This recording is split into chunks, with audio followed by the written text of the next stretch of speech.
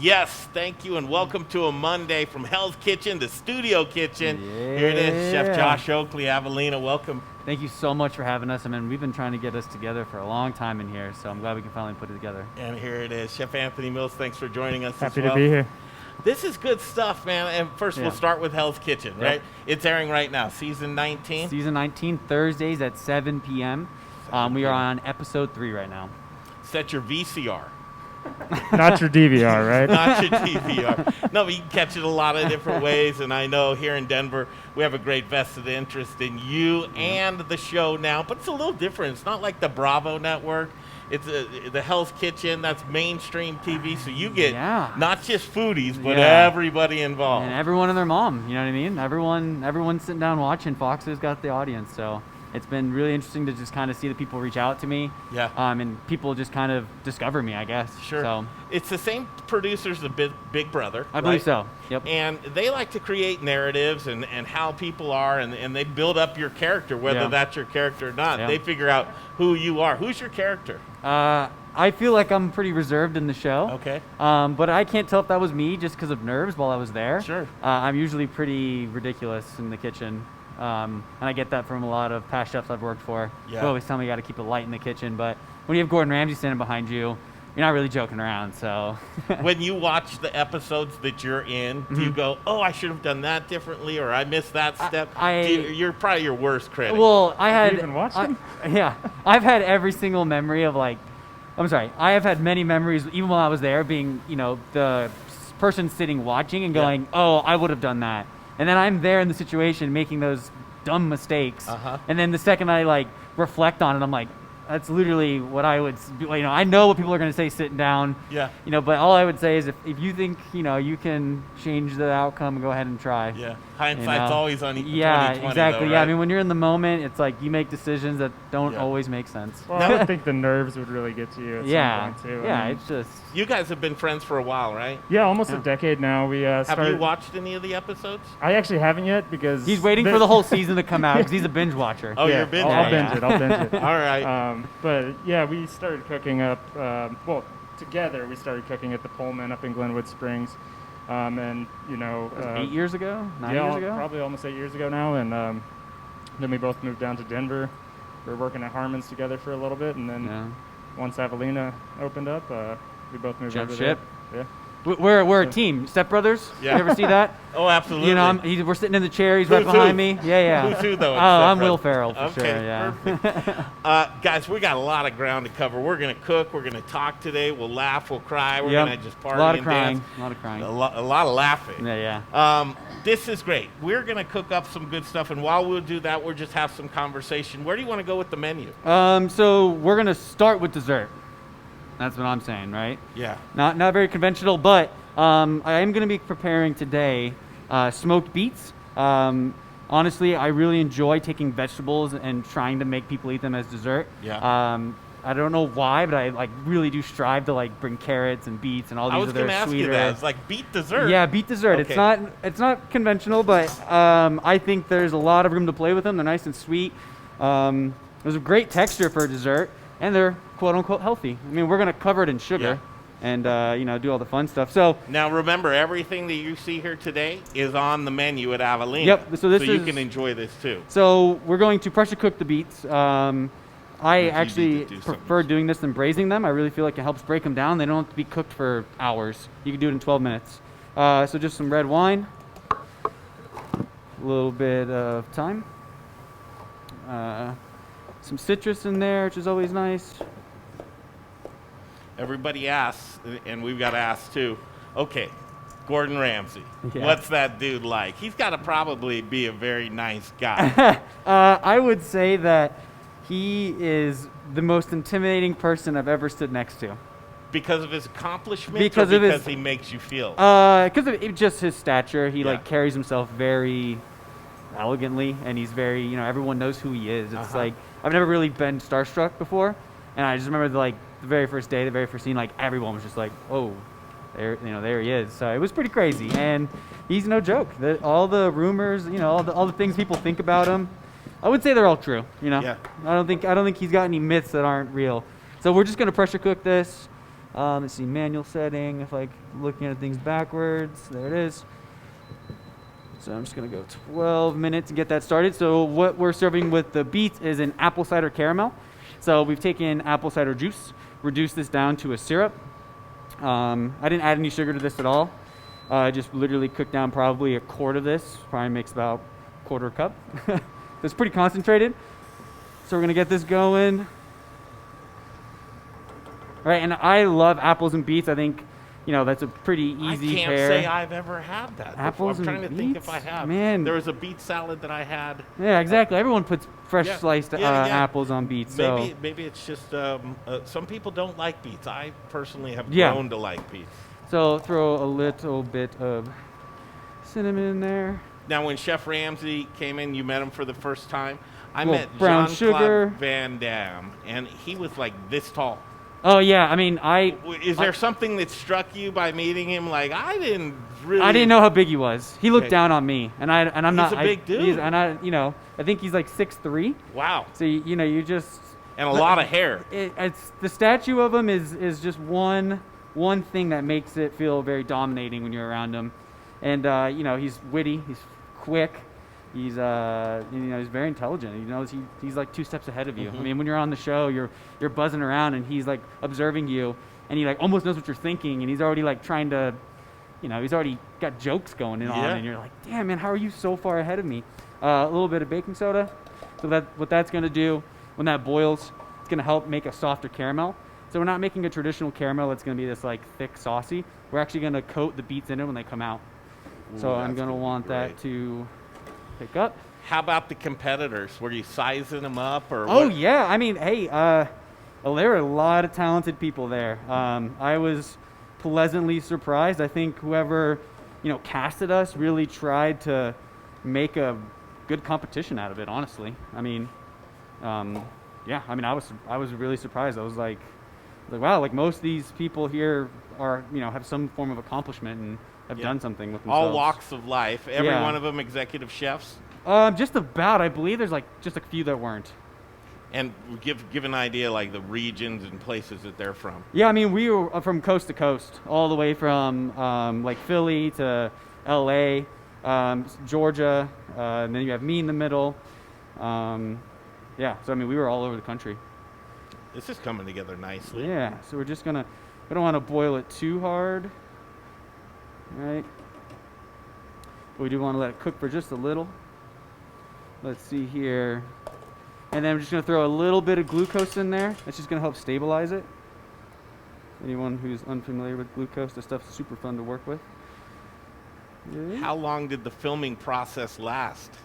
We filmed 17 hours a day. No, you did not. Yes, we did. Is that possible? It is possible. It is like 16 to 17 hours. We maybe 5-6 hours of sleep. I mean, you sleep there, right? So I mean, it's go go go. So how many days was that? I mean, the filming itself, I think 2 weeks. 17 hours a day, 2 weeks. Yep. You probably saw some weird sides of people as the hours go on, and I mean, you know who all the cigarette smokers are, and their little habits, and I mean, for me, it was just a mental game. Like you're just trying to stay in your own lane, and you're just trying to survive. I mean, it's like you hit the ground running from day one. I think they did a really good job kind of conveying that in the show. It's just like you get there, there's theatrics, it's crazy, and the next thing you know, you got Gordon Ramsay sitting there, just going after it. We're cooking, we're doing challenges, shrimps being dropped out of the sky from a helicopter. I mean, it was one thing after another. Unbelievable. Yeah. And then there's some waiting around too, right? Barely. No, really? Oh, yeah. Okay. I just picture you somehow with a headset on, listening to Eminem, got one shot. No. It was nonstop. I mean, we had an alarm at 7 a.m. and it was like you had a very small amount of time to get ready. You had to run to service. You get what's going on.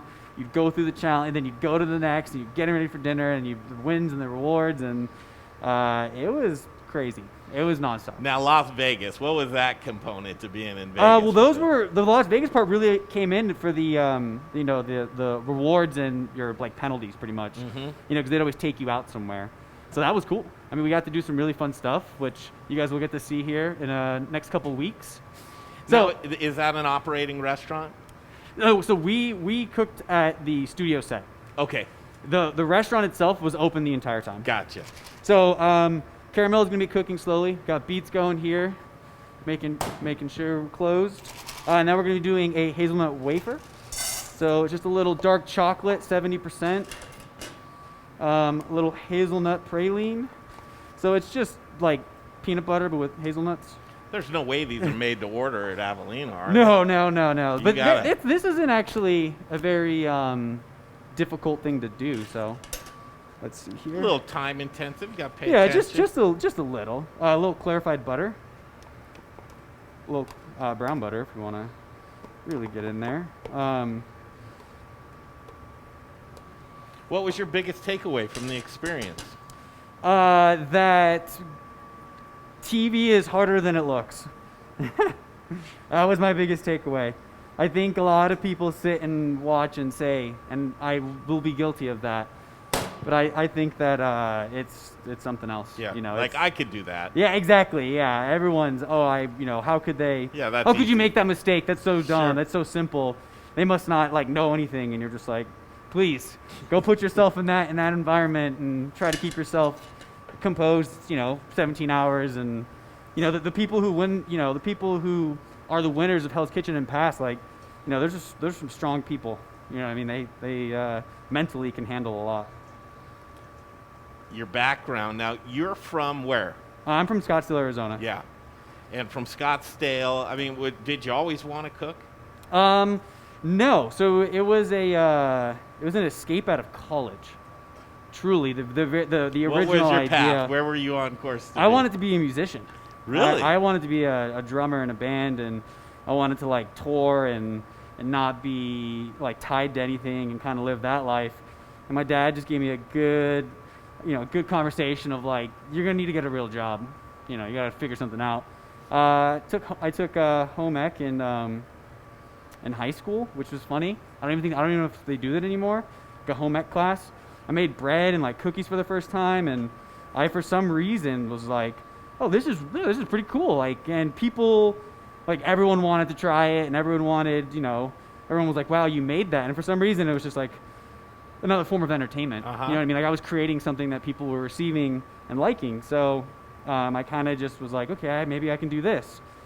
And then I had some family friends who, pretty much told me, hey, if you want to go, like, don't go to culinary school, work in the best restaurant that you can, and just learn from the chefs, and go from there. So, Yeah, and so you did. and that's exactly what I did. What was next on the tour stop? The next on the tour stop was eventually moving to Colorado. Did you put your drums down altogether? No, I still the drums, yeah, because you're living in apartments and everything, and it wasn't by choice. It's like so. But I did put it down. But I still made music. I produce music now.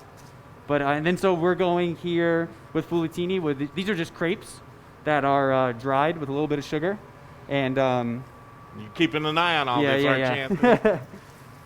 Right. So this is a pretty simple. I always do just a little pinch of salt. I always like salt with chocolate. All right. So we're gonna set this. I'm gonna break this up. That's a great start. So to Colorado is next on this stop. Yeah, and then that's where I'm, went to the Pullman in Glenwood Springs with Chef Mark Fisher and John Little. And I spent 2 years there. The entire time Anthony was working there.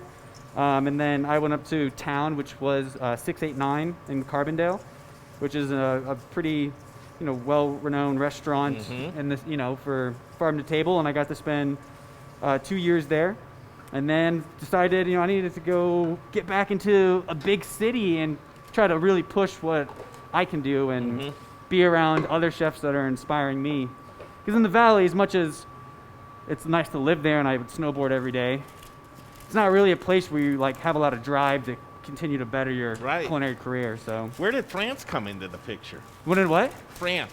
So when I was leaving Carbondale, so I'm pretty much just gonna set this here.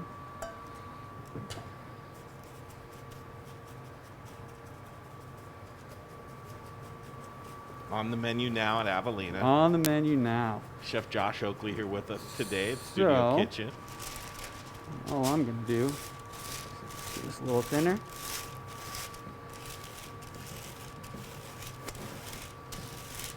So we're going to set this in the freezer, and all that clarified butter is just pretty much going to bind everything. And then we'll punch them out, and they're these great little like nutty textured crisps that's going to go on top of the beets. Perfect. Rock and roll. And then, so go back to what you were saying. 6 months in France.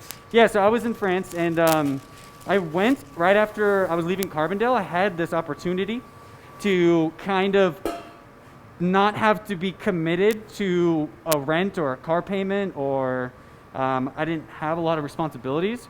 And I really felt like it was going to be the last time in my life that was going to be a thing.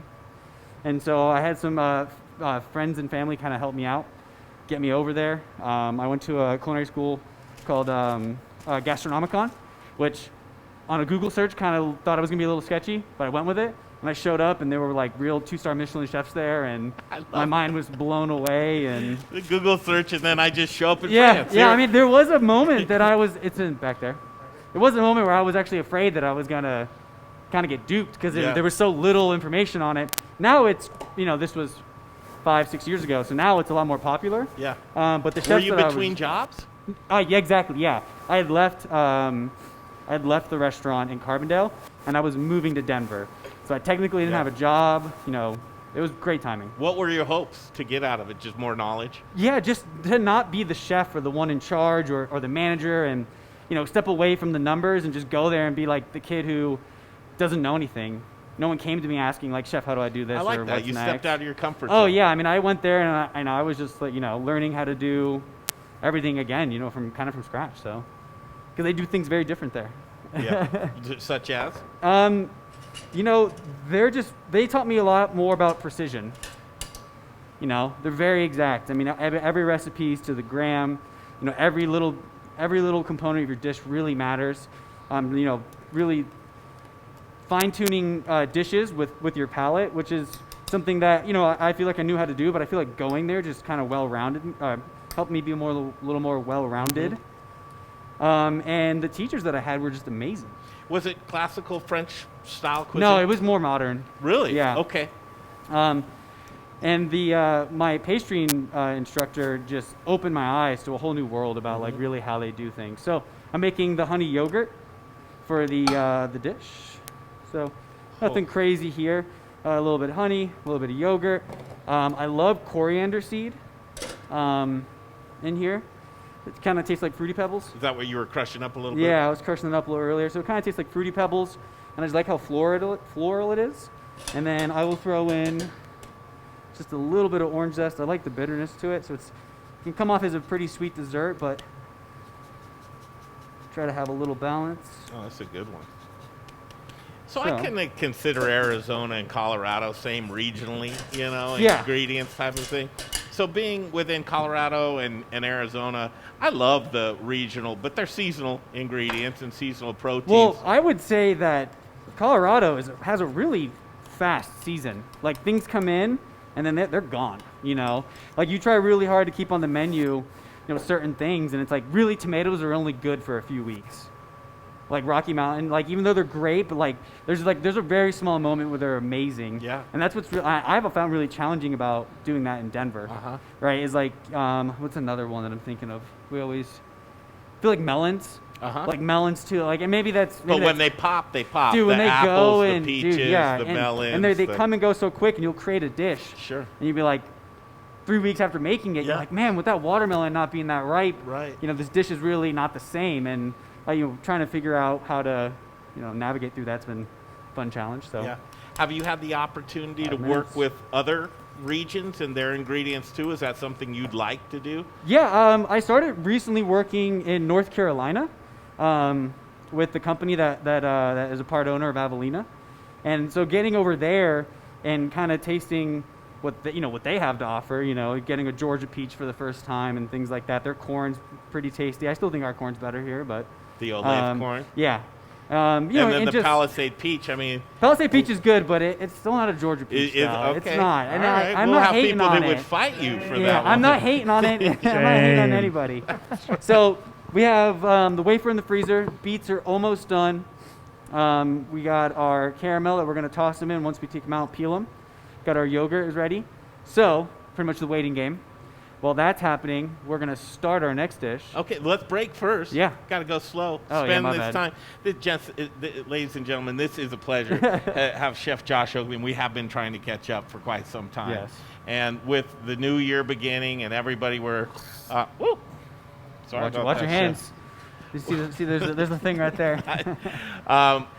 Going forward into this new year, we're going to talk a little bit more about reopening and starting and stopping a restaurant. It's just not flipping a switch. No, it's not. And being downtown, that's a little bit different of an obstacle as well. So we've got a lot of ground to cover. Yeah. And I'm glad you're here with us. So Hell's Kitchen, it's season number 19. Chef Josh Oakley here with us today. And then a little bit later on, we've got Chef Marcus and Chef Blake here. The Culinary Quick Start. We're making education cool again, man, here in Studio Kitchen. Truly, I've been sitting in on this class, and whether you're a chef or you're just wanting to get into the business, there's some great fundamentals and basics of just going over them again. Yeah. It's really cool to watch and to see. So we'll catch up with these guys later. Show your table right over there. Getting ready for that. So we'll break away. We'll come right back. We still have a lot more cooking to go. What's the next dish going to be, Chef? So we are doing chicken and dumplings. Chicken and dumplings. Yep.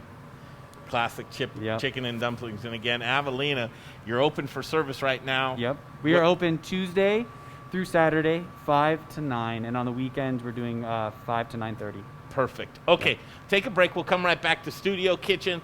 Greg Hollenbach, Jay Parker doing a great job. We'll see you in a moment. Stay tuned. The Modern Eater Show continues. Thanks. Hey. Cool. What's going on, everybody? This is Brother Luck from Lucky Dumpling, 4x Brother Luck in Colorado Springs, and I am rocking with the Modern Eater. You're watching them, you're tasting them, you're knowing everything there is to know about Colorado.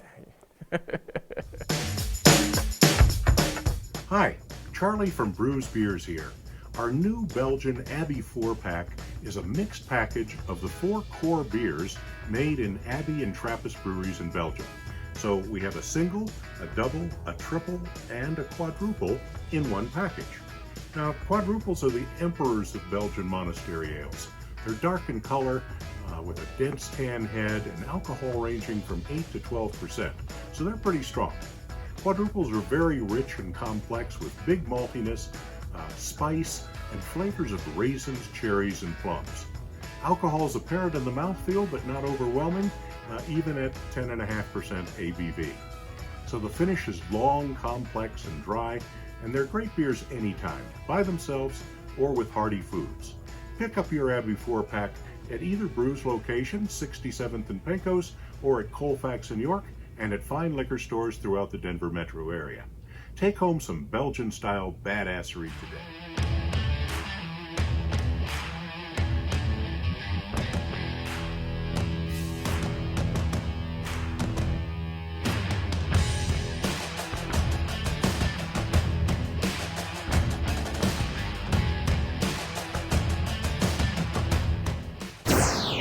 You're watching The Modern Eater, and now back to the show.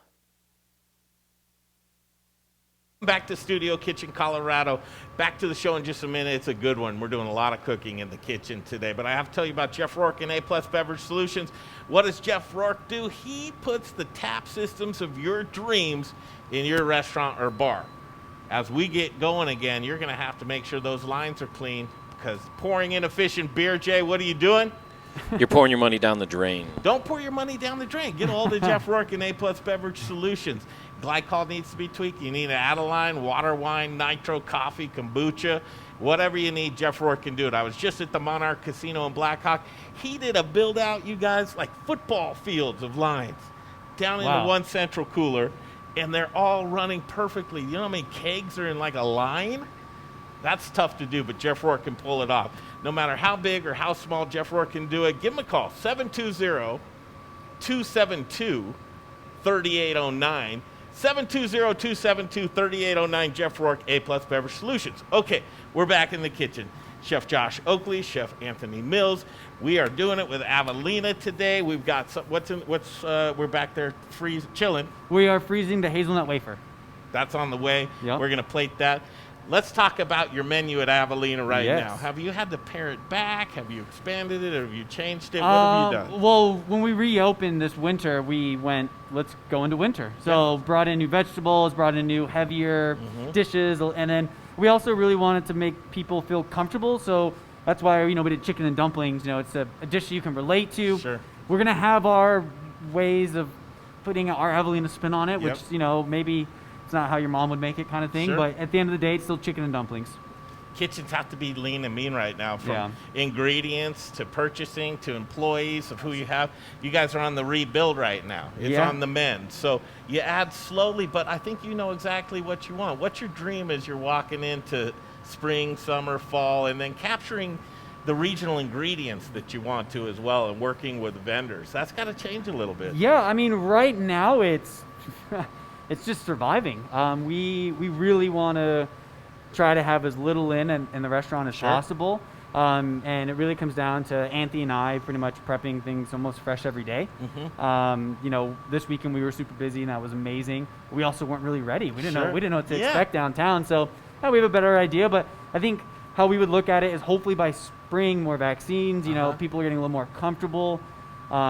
Businesses come back. Being downtown, that's a really big bloodline for the weekday. Weekends people will go downtown and they'll go out and celebrate, but the weekday business is really about businesses coming back. So once we start seeing them come back up, we'll add more items, hopefully get more staff on. Right now in the kitchen, it's me and Anthony prepping, then we have line cooks that come in the evening, and then we just get them out as quick as we can. So finding a utilization for everything that you have. Yeah, there's a ton of cross-utilization as well, and just keeping it going. So looking for but you're doing kind of comfort stuff right now in the middle of the winter. Yep, exactly. Just chicken and dumplings. Chicken and dumplings. We're doing gnocchi and crab, which was a massive hit last week. We're doing a mushroom stroganoff, so it's a vegetarian version of it, which is going over super well. And again, just kind of dishes that you're comfortable with, and you're not questioning what you're eating. Over the weekend, it was pretty busy. Very busy. We were full both Friday and Saturday, so that was such a great feeling to everyone to come back. The small staff that we had, and honestly, we've had the same line cooks that we rehired for everyone's over 2 years at Avelina. Reservation recommended? Reservations is recommended. We fill up, and at 25%, I think anyone who wants to go out on the weekend, you should make a reservation. Yeah, and it's I hard love to get a table. Truly with downtown, and as we worry about it, because people are forming new habits. Yeah. And which is great. You love Avelina, you want to go back, but get back into the habits. Yeah, exactly. Going down and seeing these guys, because they're going to really lay it out for you. Yeah, it really blew away our expectations. We did not expect it to be full. I was like, whoa, that's great. That just came out. And you need it too. Yeah, no, of course we need it, but just for guys. When you're cooking, you want to see faces. You don't want to just put it in a container. And oh no, yeah, send it out. And that's another thing too, which I would love to talk about is we do a great to go. People don't think of Avelina as maybe a to go meal, and I understand why. You know what I mean? But honestly, a lot of our food travels very well, and I think that you'd be pleasantly surprised that just because you're ordering from a fine dining restaurant that you're gonna not get value in what you're ordering. Yeah, so you guys will hook it up. Yeah, exactly. Sure. Yeah, we're gonna make sure the box is full, even if What's next? So I am going to start the chicken and dumplings, and by start I'm just gonna break down the chicken. We are just using the thighs in the restaurant, the legs and the thighs, for this specifically. But we'll keep the breast, and we will use them for the boudin blanc. So we'll keep it here, easy enough. Trim off the fat. We use the chicken skin cracklings to garnish the dish. Normally we set up a cure, and we'll cure the thighs like you would almost duck confit. So we cure them for 24 hours. Today we have a little bit of TV magic for you. That's right. Pop that out. Want to grab the oyster. Coming down. All right, so broken down pretty simple, easy. Yes. Save that for stock. We always take that off. Pop that guy. Ah. Nice, easy, quick French. Again, save that. Take off your. I'm loving watching this. And then, let's see, we got this guy. Same thing here.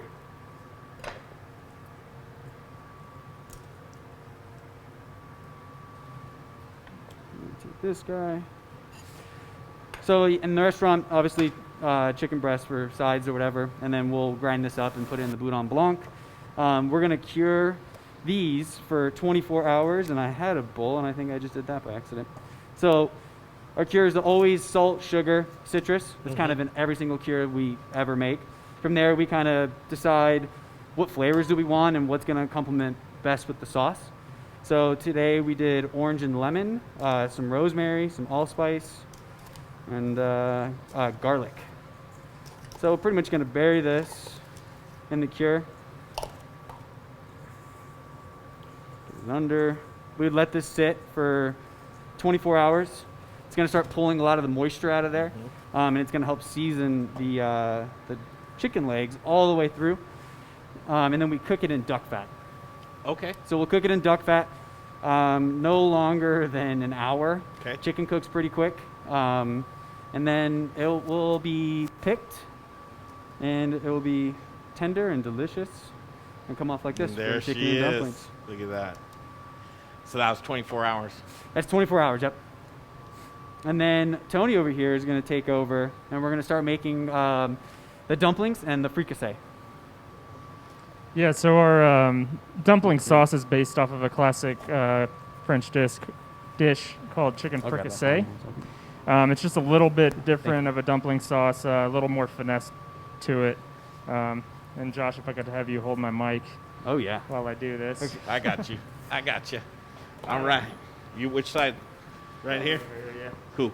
So we start with schmaltz. So that is rendered chicken fat, just to add that more umami chicken flavor. So we'll get that going. And then here we have mirepoix. So your onions, celery, carrots, a little bit of garlic, Aleppo pepper, and fennel seed.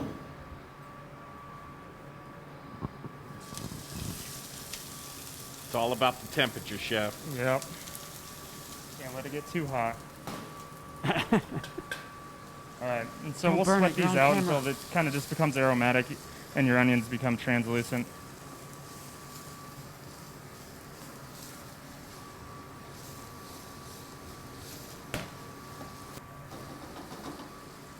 We'll give that a moment. What's your favorite dish at Avelina? Honestly, this is my dish. This is one of my favorite, but my favorite right now is Josh's crab gnocchi, and it's just flying off the shelf. We're doing ricotta gnocchi. We sear that, and then we put it in a mornay, and then we just do some fresh lump crab meat on top, just tossing a little bit of lemon juice and fresh citrus, preserved lemon. So it's a heavy dish, but at the same time, that light crab just like cuts right through it, and it's super delicious. Simple And but it's elegant. super friendly. I mean, you put cheese sauce with, gnocchi, it's gonna sell. Yeah. All right, so now we're where we need to be. So we'll deglaze with some sherry.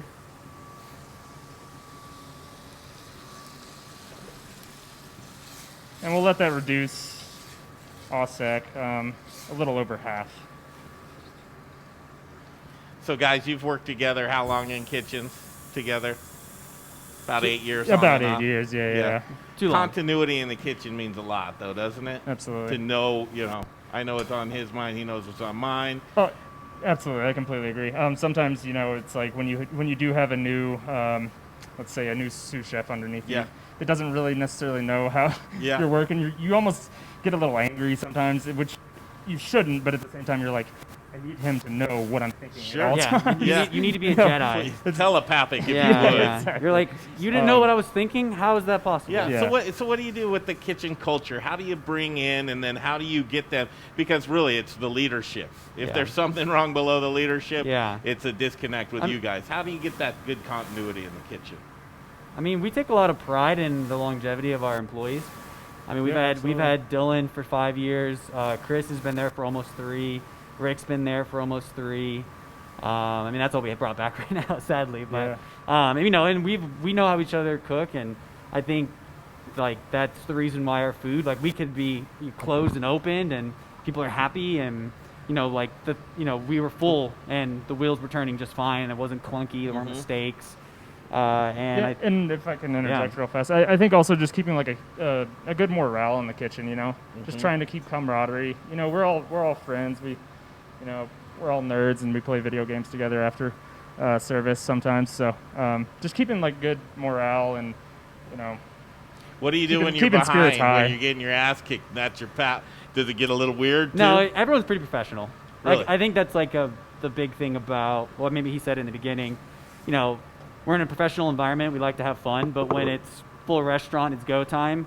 And when someone speaks that is supposed to be speaking, everyone just listens. Jumps in. There's no issues with being like, hey, I thought we were friends. It just immediately goes to like, yeah, shut up. Yeah. You know what I mean? The friend thing's after The friend this. thing's out. And that's what's nice about working with someone for so long. Like, you have that relationship. Yeah. And it's not like, hey, like, I know I was your buddy when you were prepping, but Sure. you were sucking all service, so I rode you. That's right. Like, I hope you're not upset, but like, we'll be fine when this is over kind of thing. And it's just to get better. Yeah, exactly. Yeah. And you're not yelling at people because you want to yell. All you want to do is it to be right. You want to make sure that the guests are happy, and, because at the end of the day, the line cook, it's like, yeah, man, we'll be able to pet you on the back, we'll get you going. It's like, but they look at, the name on the menu, they look at the reputation of the restaurant. Like, that's how I always look at it. It's like, look, like, this isn't about you, this is about the restaurant. For sure. It's about the table. Yeah. It's about their food. It's about them coming downtown, them wanting to have an experience, and them wanting to come back. Yeah.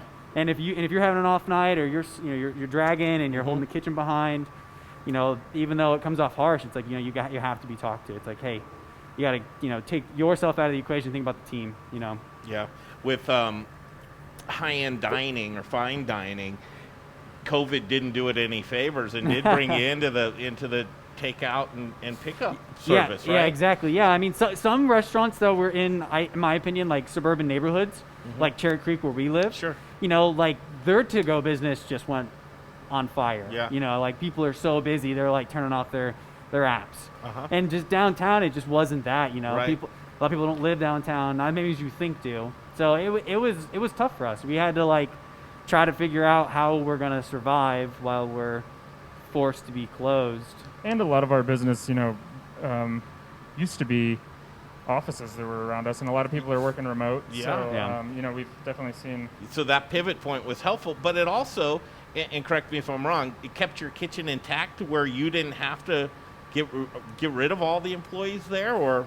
No, we had a full layoff. Did you all really? Yeah, Okay. all of us were. So that's what I was Yeah. going to ask. How did your kitchen is back to having some of the people that worked with you Yeah. I mean, before? no one wanted to go get a job anywhere else. They just said they'll sit tight and wait. So, I mean, that's the kind of relationship we have with them. Like I said, it's been a long time, and a lot of them still learning and changing stations. I mean, a lot of them were Sue's before and kind of took a step down. We just have just a nice family.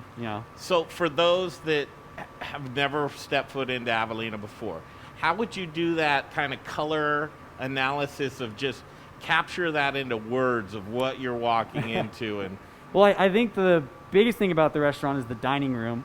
The Jennings who helped build it, because it used to be a bank, pretty much had free range, and they were like, so we're going to open a restaurant, how would we want it to look? And so they pretty much made the kitchen the stage. It's pretty low lit everywhere else, booths, everything's kind of dark, hardwood floors, big drapes by the bar, but everything is kind of focused back into the kitchen, which is completely wide open, big wooden board in the middle, lights kind of really bright and fluorescent. So even if you're sitting there dining, you can't help but not like watch. And then you have Anthony and I and line cooks and servers coming in and out, and it almost becomes a stage. that's And great. it's a little bit more than just like going out. And it's not a quiet meal. It's not this like super fine dining, like everyone's kind of like whispering to each other. It's not like that at all. It's very big. It's very open. The kitchen's right there. tequila's flowing through there too. Yeah, exactly. Yeah, we have a great bar. But it's What would Gordon Ramsay say about your restaurant? you probably think the restaurant's beautiful. I really do. I think it's just very elegantly put together. Yeah. And it makes a lot of sense. And the idea that the actual kitchen is the focus is something that when I stepped in, it was just like, wow, this is like amazing. It's like I couldn't imagine a better kitchen personally. Yeah. Did you slide him a little note and say, hey, there's some free chicken and dumplings in it for you if you... Gordon was a hard man to talk to. Really? Oh, yeah. No personal offline conversations? No. I mean, it was, I'm not kidding about the go. I mean, it was, you barely could collect your own thoughts, let alone try to have a PR conversation with Gordon Ramsay about your stuff. Did production prep you in advance, like, hey, if I see you talking to Chef Ramsay... Oh, no, don't worry. He would tell you off before you even needed to be told off, Gotcha. He's not there for that. He's there to find his best chef for his new restaurant, so that's what he's there for. Absolutely. It's not like you're working in his kitchen. And it's 100% competition. It is like cutthroat. There's no friends. There's no like side conversations. It's just like, Was that your first cooking competition show? Yeah. Do you see yourself wanting to do more of those or a different format? No, I don't. I think that it's for certain people, but for me it just wasn't. I like to plan, and I like to think, and I like to really put things together, and you just don't have that time there. So for me, that part was not fun. Like I'm very organized, and it felt so chaotic that for me it's like, if that's how they film these, that's great, but it's something that I learned that it's just not like how I am. When Chef Brother Luck and Chef Carrie Baird were on Top Chef, did you watch any of those episodes? Yeah. You did? Yeah, because they were running around here at Whole Foods, weren't they? Yeah. I've seen those, yeah. What was your impression of just different shows altogether? Yeah, I mean, I think the difference between Top Chef and Hell's Kitchen is you're trying to find someone that Gordon Ramsay wants specifically for something that he's creating, and Top Chef is way more about that chef being them. Gotcha. Right? Does that make sense? Absolutely, it does. Gordon's hiring you to run his kitchen, so Yeah. he's looking for something. Where Top Chef is like, they're looking for you to be yourself, and it may, and then from there it's whatever they turn it into. But I think that's really the difference in the show. They're not comparable at all. Agreed. Yeah. So was there any building your personal brand within that show? Do you believe? I mean, yeah. Like I said, I had some people come in this weekend that were like, we saw you on Hell's Kitchen. We followed you on Instagram. I mean, I would imagine that happens regardless, and doing things like this. And do you anticipate it'll grow from there? Oh yeah, I mean, I would hope. Yeah. How about Instagram? And those are just the yeah, my basics, Instagram definitely is probably the most, because that's the easiest way to find me. My Facebook, I try not to have random people just all over it, if that makes sense. Yeah. Like, Instagram is much more for the PR, much more for the getting to guests and communicating, and always, like, if you follow it, it's all food for me. It's all I ever post on it. So come on, you're his friend. Come on, Tony. What's the inside joke? You gotta give him some kind of business. Oh boy, with this is gonna be good. Inside joke. Yeah, just like when you talk to him about like, oh, Hell's Kitchen, huh, Playboy?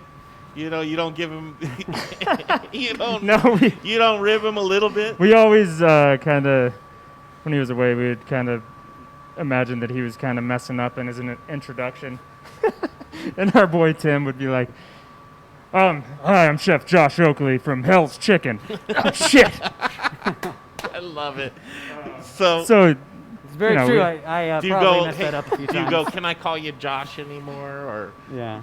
Is it just no, I don't think that's ever changed. Yeah. I'm not any different. Well, you're a better friend than I am, because I would play around with Don't worry, there's plenty of trolls on the internet who are having their way with me. Do you get trolled too? Oh, of course. Yeah, I mean, anyone does. I think anyone that puts himself in front of a camera. Just give me a taste of some. Sure. Oh, no. I mean, I really can't speak on anything specific. Yeah. It's just like I've known people who have been on TV, and they're just like, it's just a part of it. Like the second you get any kind of like light on you, someone's got to come and be like, oh, you're this. I would have done. Like I was saying earlier, like everyone has their opinions on what they think that they would be doing, kind of thing. Now, what's this water-rice ratio?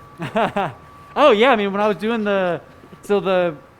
traditionally Hell's Kitchen is always make your signature dish. Yeah. And I had espresso rubbed lamb chops on there that I'm very proud of, that I did for the Shen dinner a few years back, that I always feel like is a dish that I can put together and wow people. And we show up and they're like, you're going to ring a knob and you're going to be told what to cook. So it was like turned into almost like chopped. I was like, okay. And I got rice, scallops, and Swiss chard. And I was like making the joke because I'm sitting there like concentrating very hard on trying to remember my ratio of my rice, because I feel like it's very easy to screw up. It's also easy to make. And I'm like, oh, and Gordon's going to be eating my rice, so it better be cooked perfect. So I was like taking a crack at myself, just like, that's all that, they sent me that photo, and I was like, man, I'm really concentrated on weighing out that rice. Did you ever just draw a blank just because of the pressure? Oh, yeah. Yeah, I did that with the Swiss chard. I thought, I honestly started cooking it like it was like a collard green, and that's like, that was the disconnect. I did like vinegar and brown sugar, and I was like Swiss chard, like I should have done shallots and garlic and white wine and lemon. But it was already too late, and I was just like... Stuff you've done. Well, yeah, exactly, right? You say Swiss chard, and you're like, boom, I know how to cook Swiss chard. But I started, like, trying to braise it, and which, didn't really work out for me, so... I love that type of thing because it's real, and that's when you say, yeah. If you think cooking with somebody filming you, and yes, it's difficult. Oh, I mean, I imagine even on Top Chef, like, just the environment is... Mm-hmm. It's unfamiliar, and it puts you in a place where you second guess every single thing you do, because you're always like, damn, I got eyes on me everywhere. I mean, the set is crazy. It's something like you've never seen. So it's interesting because, cooking for the most parts and being in a kitchen, it's not real glamorous. It is. It can be. I mean, sure, it can be, but for the chefs that get into the kitchen, or the cooks that want to get into the kitchen for the wrong reasons, you might look at that again. I mean, I think the culture of what people think of a chef, and I mean, yes, there are shitty kitchens with shitty chefs and bad management, and makes things miserable. And instead of trying to like pick people up and make them better, you're always putting them down, and there's a rotating door. Like I know those exist, but I really do think like the younger generations of cooks, which I would include myself as, it's like, why would I want to work in that environment? I don't want to preach that to anyone. I don't want to be known as putting someone down. Why that doesn't, you want to enjoy what you do for a living, and cooking's very enjoyable. I love my job. I don't want to do anything else. I love to cook for people. I love the rush. I mean, yes, it's stressful. Yes, you curse. Yes, you fuck things up.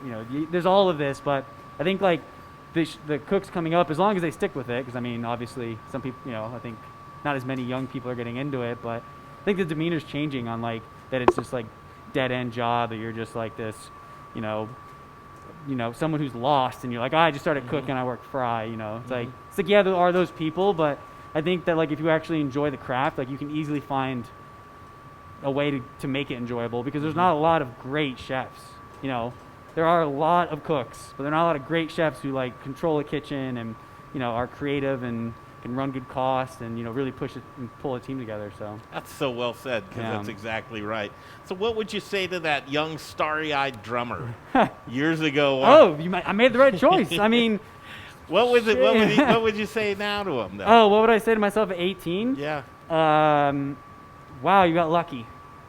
Because like I did it all out of like just this like diversion of not having to go to school, and it ended up being like something I became so passionate about that now I give my life to it, and but good, you took good yourself things out of your happened. comfort zone a couple of times. Yeah. You did a few risks.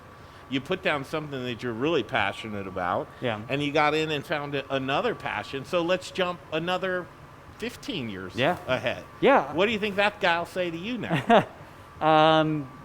Don't lose your way. That's what you keep doing. What you're doing. There's nothing broken. It doesn't need to be fixed. Just keep enjoying life. Keep enjoying going to work and building a team and making good food. And every year, every winter, being like, what am I going to do this year for winter menu? I try really hard. We try really hard to not repeat dishes. Maybe, like there's only so many vegetables on the planet. For seasons. So a lot of times you catch yourself, using them, but just trying to like always the next year, just trying to one-up yourself. And I think that's like something, not having like had a chef over me for a long time, that has like kind of progressed me, is like there's a lot of self-motivation of like, just keep thinking the way you're thinking, keep doing what you're doing. Like it's gonna be fine. There's bumps and there's rocks in the road. And how are you gonna set yourself into that to where you're uncomfortable again for growth? Well, I think I did that with Hell's Kitchen. I think you did too. I think Hell's Kitchen was, I'm not like, that was very uncomfortable. And, I learned a lot about it for myself, whether I liked it or not, but I still learned a bunch. And I did learn from Gordon Ramsay. I mean, you guys will get to see, like I had some time to you had some moments? I had some time to soak things in, which I listened to. And, he's, so that's just another person to take. And, we're back at Avelina. We've open, closed twice, learning how to, break down a restaurant, put it back together super quick. And I don't know, if you're always hungry for, something new, you'll never stop learning. It's like, it doesn't really matter if I have a boss above me or not. It's like, I'm always trying to just figure the next thing out. So, Are you satisfied? right now, yeah. I mean, I would love to see downtown come back to life. That's really what would satisfy me. Yes. But there's uncertainty, so I take it day by day. I'm happy. I'm happy to be open. I'm happy that we can fill the restaurant again. I'm happy to be cooking with my friends and family. And do you consider yourself a mentor to anyone? yeah. I mean, I have a few cooks that have taken me from people that didn't know anything to where they've been 4 years at Avelina, and now they cook like me. They're like, they think like me. They'll put dishes together, and I'll see them using, certain vinegars and like spices and like their technique, and they've completely kind of just like copied me, which is what you should always do. And then as you get older, you start to stray away from it, and you find yourself. So big responsibility, though. yeah, no, and I take pride in it, which is again why we preach, the good team environment. What's happening, Chef? All right, so we just blanched off some nudie. Is what we use as our dumpling. I'm just going to get a quick sear on it, and then we're going to blister our shishitos in this pan, and that's our garnish. While we were talking, we finished up our fricassee. We normally let this simmer anywhere from like 15 to 20 minutes just to get those flavors to marry. We have a sachet of porcinis in here with some rosemary, thyme, black pepper. Look at that spoon. That's a spoon that's seen some dishes right there. Yeah, right. We use that one on the line. I love it. So yeah, just getting a quick sear on these guys. Gonna blister the shishitos, and then we can plate this up for you. What do you think of Studio Kitchen here? This is awesome. You guys, yeah. Do something in This here? is great. What would you add? What would I add? Yeah. Do you have a fryer? We do. Oh, well, then I don't know. We just have to wheel it out. I mean, you pretty much got everything, Yeah, what do you think of this Yoder Yeah, smoker? that's amazing. That baby's a beast. I want one of those. For sure. Do you do any cooking on your off time? Yes and no. My You're girlfriend also does a lot of cooking. She's a chef as well, so. Oh, really? Shout out mostly to in her off time. Yeah, she'll be cooking for me. Where's she cooking? At Avelina. Oh, wow. Yeah. All in the family, Yeah, huh? all in the family. That's fantastic. You guys, it seems like a really great place to be in Avelina, downtown. What's the address? Is like 15, what's the address? 1550 17th Street. 1550 17th Street. And again, the hours of operation right now are Tuesday through Saturday from 5 to 9 p.m. Lunch is crushed right now, isn't it? No lunch right now. Not until offices come back, Look at this masterpiece right here. Oh my goodness. So again, pretty simple. It's just butter. Did that come out the way you wanted it Oh, to? yeah. Okay. Here, I'll give you a little taste. Little wafers. Look at that. So pretty simple. Just clarified butter, some chocolate, little hazelnut praline, and then a little fullatini for a little crunch. Yeah. All right. And then with the beets, I love the nuttiness, and again, chocolate and beets, so good. Are we going to plate that up first? Are you doing this time? What are you going to do here, Chef? What am I gonna do here Are now? you going to do them simultaneously? These? No, I'm gonna let him finish up his. I was just pulling to make sure that this worked. Yeah. Should we break off real quick, come Yeah. back, and we'll be set up? Yeah. Okay, that's what we're going to do. We're going to break off from Studio Kitchen, Colorado. From Hell's Kitchen to Studio Kitchen, Chef Josh Oakley joins us. It's a great day, and also we met a new friend here. See, we're Facebook friends, man. That's how that works half the time. I go and look. It's like, okay, the first time we've hung out, and I like that. Chef Anthony Mills. Can I call you Tony? You can call me Tony, yes. Tony. Absolutely. All right. All's well in the world. We'll break off. James Cameraman, heading on over. little, Got to get that wafer. Okay, we'll be back to Studio Kitchen momentarily. I think Jay Parker's there. The chefs are standing by. We've got Chef Blake, and we're going to talk a little bit of Emily Griffith Culinary Quick Start. So stick around. Chef Blake and Marcus are going to be on the way soon. Okay, back in a flash, the Modern Eater Show continues. Hey guys, Alex Great. Armitage over Sweet. at Sam's number 3 Glendale. You want a Bloody Mary? You want a cheeseburger? You want a breakfast burrito? Greek salad? Bacon gyro meat? Chicken souvlaki? Barbecue ranch salad? We got you covered. Come down and see us. One more time. Try it again. Hey guys, Alex Armitage over here at Sam's number 3 Glendale. Now get your ass to themoderneater.com. Thank you so much.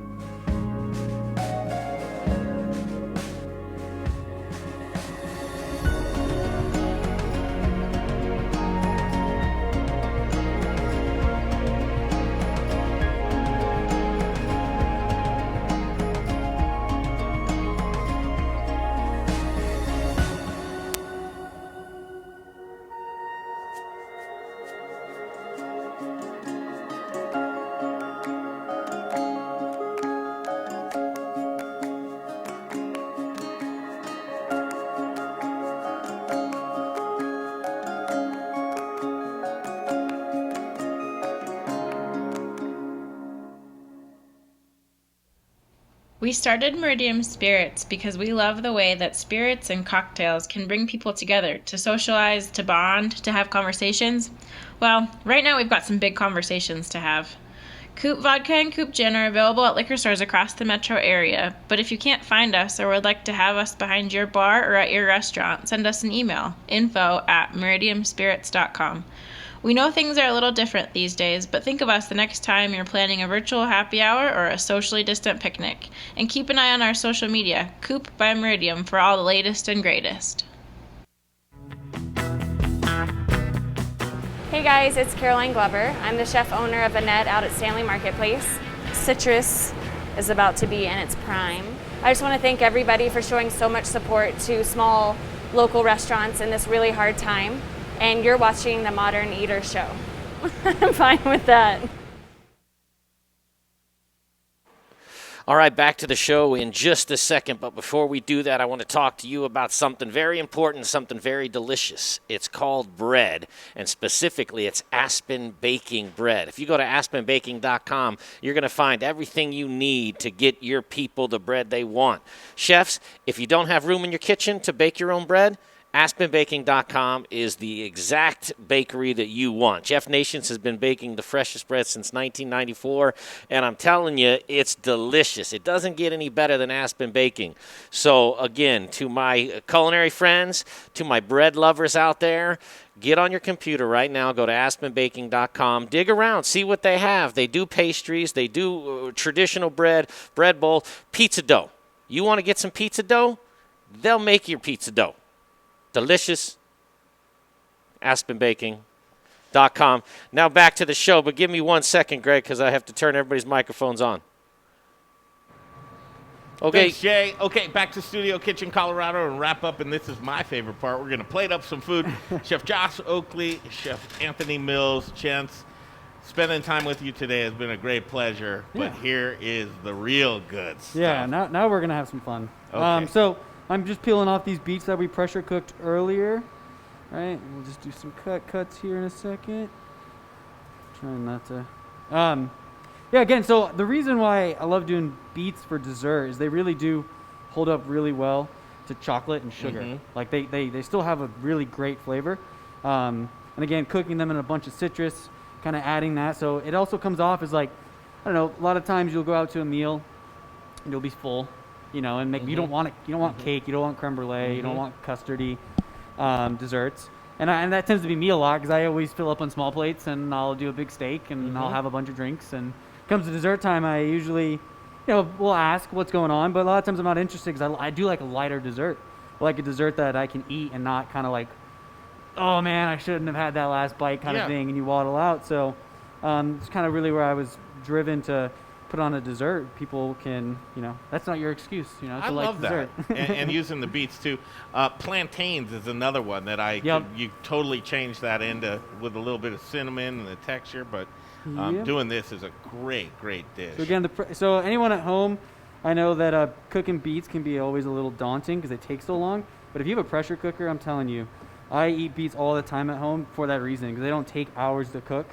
They're not. What if they don't have one? What's the way then? Well, then you braise them, and then they take, and then they take some time, which is usually a really big deterrent to people. You know, they're like, oh, I'm not going to spend that long, you know, doing that kind of thing.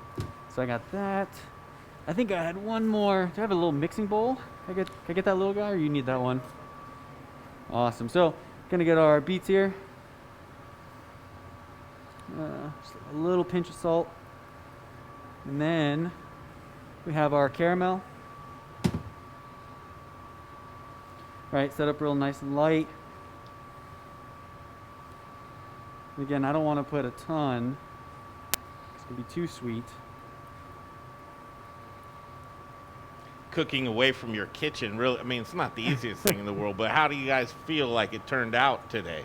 The cooking was. Oh, great. I mean, this is yeah, I was going to say, this isn't like cooking at someone's home or a kitchen demo at a convention where you're on a Bunsen burner and you're like, oh, I forgot oil. It's crap. There's no oil around.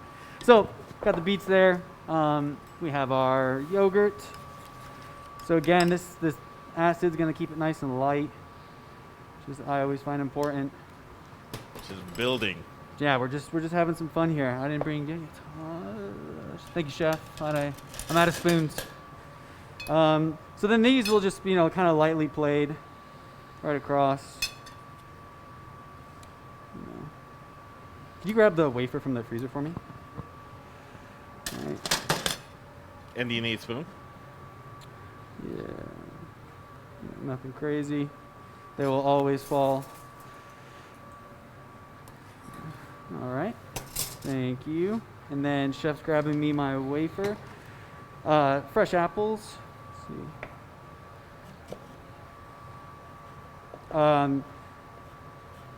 These are the pink ladies. Not pink ladies, I'm sorry. These again, just a nice fresh bite in there. Adds a little bit of height. And then we have our wafer. Because right now you're like, isn't this just a salad? So I gotta add the chocolate. Chocolate makes you remember that plus the sweetness what you're eating here. Well, yeah, the caramel helps, but you know. And the honey. Yeah. And then there's coriander in there as well.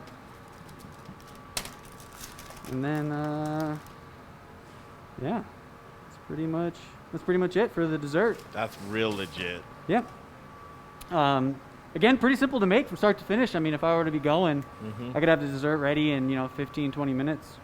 And you don't put a little bit more of that coriander on the top? No, because that becomes a little too much. Because coriander is really aggressive. Yeah, it'll grab you. It'll grab you, and there's plenty in the yogurt. So that's all set, ready to go? That's all set, ready to go. Love it. That is top of the list right there. I think that's a perfect date dessert too, because you can share that and. Yeah. You're not gonna exactly. You're not gonna leave waddling and leave room for 42 more cocktails. Yeah. All right, chef. All right, so we just picked these, seared these nudies, then picked them up in a little bit of chicken stock and butter just to glaze them a little bit.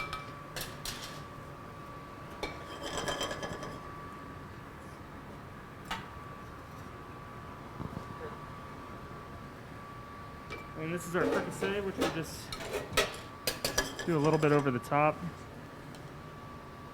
The smell. Oh, man. You really want that consistency. I mean, this is perfect right here. It's loose enough that the nudi's going to absorb some of it. Not too loose. Then we garnish with a little bit of fiend herbs. So this is tarragon, chive, and parsley.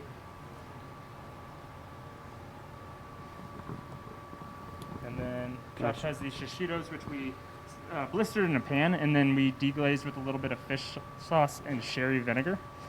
So this is going to give that bright punch that you really need in this dish because it is a heavier one. So it'll really cut through all that heavy cream and nudie. And then these, last but not least, are chicken cracklings. These we render for almost would say close to about 5 hours. You bring it, you cover it with water, let the water evaporate, and then what the fat is rendered out, then it starts to slowly crisp up in its own fat. And just a splash of vinegar in there and salt. Yep. All right, let's put these two dishes right here. Take a look at these bad boys. Yeah. There it is. A little taste of Avelina right here in Studio Kitchen, Colorado. You brought your bowls with you? Yep. Yeah. You were locked and loaded and ready to go, but this will be the presentation. This is exactly how they look. Yep. Right. There's no smoke and mirrors here. That is great. Top notch. I'm so glad to see you guys up and running again, just rolling. I always say towards the end of an interview, first of all, congratulations, both of you. All the success in the world, and I'd say good luck, but it's just continued success from here. You're putting in the time. You guys work very, very hard to be where you're at, and you deserve to take a minute and just say, you know what, we're making a difference, and you truly are. The 30-second elevator speech of why to come see you at Avelina. Go ahead. You can tag team it too, since you guys know each other's thoughts. Yeah, right. If you're looking for an interesting meal, I invite you in to sit down, take a chance. If you haven't been to Avelina downtown, honestly, we have some of the best service. Our servers have been with us for all of them have been with us for 5 years. Since we opened, yeah. We have all of our service staff that we have has been on there for 5 years. Great service, great food. Max in the bar can make you any cocktail. He's been blowing my mind recently. And we just want to come in and show you guys you have a great time. Yeah, and since the first, well, I guess we've shut down twice now, but we did change our menu format, which I think is a little more friendly and just a little more just different in a good way. It used to be you get, your chicken with, a side on a plate. So now we're really focusing, aside from this dish, it's a little bit different, but we're really focusing on the protein itself, a couple of sauces, and then we encourage you to get smaller plates to accompany it. And be adventurous. We're trying to, not reinvent the wheel by any means, but just, change it up a little bit, keep it exciting. We also have a new in-trust chef on the menu, so you can come in and pay $59, I believe. And we'll take care of the meal for you. I love those. Yeah, six courses, $59. And if you please, you've done it before, which we had someone do 3 in 1 week. You know what I mean? Just let us know you're coming back, and so we can really tune the menu for you. So, it's fantastic. Some of the best here in Studio Kitchen today, and just look at that dish. That's it. Thank you very much. Congratulations, fellas. Thanks, guys. We appreciate your time. Hats off to you. Yeah, seriously. You. You'll return many, many times. Oh, yes. You know what? We're going to make a trip down to Avelina. I think we'll show you from there, too. Okay, we'll come back. Chef Marcus Eng and Chef Blake Stein, they're coming up. We're going to talk to you about this exciting program. And I'll tell you what, making education cool again. We got the Culinary Quick Start class from Emily Griffith. That'll be next right here.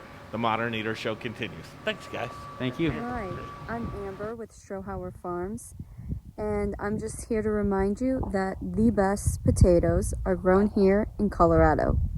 Goodness elevated. Thanks for watching the Modern Eater Show.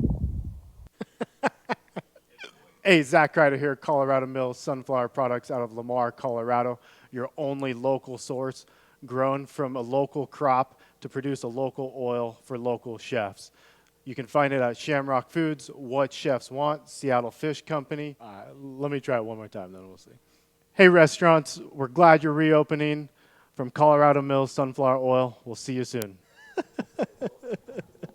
First, we partner with the best farmers in the world, and then we tell them, we will take it all. Process whole spices daily, blend custom spices to order, keep it fresh, safe, and flavorful, all so that you can get back to doing what you do best. So whether you're a restaurant, a food manufacturer, or an at-home cook, be sure to visit The Spice Guy at www.thespiceguyco.com. Hey Modern Eater fans, I'm Don Trobo with the Annex by Ardent Mills, and I just wanted to give you a heads up about some of the great things we've got going on locally in the state. We're headquartered right here, and we're working with farmers in the San Luis Valley to bring you amazing Colorado quinoa. It's just like the South American stuff, but grown locally. We've got transitional wheat flour that's grown by farmers in Colorado and surrounding states who are in the process of turning their fields into organic. So we're taking that transitional wheat and turning it into flour, and now it's available for you to cook and bake with. And last but not least, we're now cleaning grain berries in Denver. So things like spelt or wheat berries or pearl barley, those are things that we're now doing right here locally and are available to you. Can't wait to share it with you. Hi, I'm Jeff Nations from Aspen Baking Company. It's really important right now to support local. That's why I support the Modern Eater. Now, back to the show. Hey, you guys, Jay here with the Modern Eater Show. Thanks for watching. Don't forget about our YouTube and Instagram channels. A lot of killer content over there. Throw us a subscribe on YouTube. Throw us a follow on Instagram. And thank you for supporting TME. We couldn't do this without our amazing sponsors, so let's check them out right now. Very proud to be part of the Modern Eater, and chefs, restaurant owners, any food service operators. You know, I know right now that delivery and carry out is bigger than ever, and we got you covered. Cambro has a full line of delivery and carry out items. More economical options are expanded polypropylene or EPP, nice insulated container. The ProCard Ultra is really versatile. It's a great unit because you can actually store cold products down here, hot products up here. It's all 120, there's no refrigeration worries. It's all thermodynamics. Just let us know what your food service challenges are, what it is we can do to help you out, and there isn't anything that we can't do for you. So hope to see you over here at our facility in Park Hill soon, and stay safe out there. You know, everybody, with several $1 million of hard assets here, insurance is very, very important to us. Ewing Levitt covers it all. Machinery, building, workman's comp. Ewing Levitt's got us covered from the floor to the ceiling, from our alley even to the street.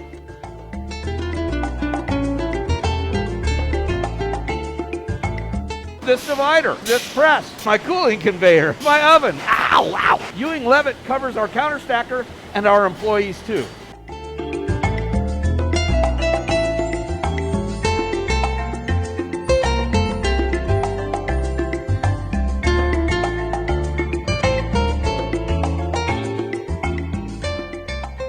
If you need insurance, take it from Little Rich at Rockalitas. Call Ewing Levitt, they'll get you covered.